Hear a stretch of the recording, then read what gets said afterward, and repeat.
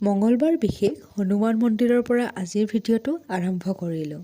আপোনালোক সকলোকে হনুমান বাবাই ভালে কুশলে ৰাখক। জয় শ্ৰীৰাম, জয় হনুমান বাবা।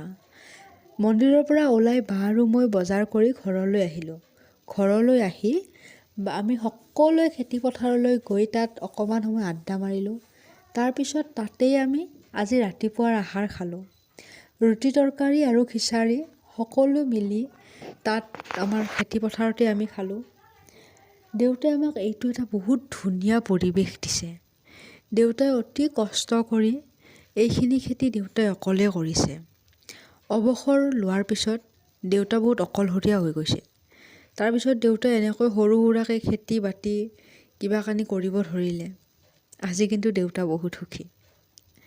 আপোনালোকে মোৰ ভিডিঅ'বোৰ চাই কেনেকুৱা পায় জনাব আৰু লগতে লাইক, কমেণ্ট আৰু শ্বেয়াৰ কৰিব আৰু মোৰ চেনেলটো ছাবস্ক্ৰাইব কৰিবলৈ নাপাহৰিব।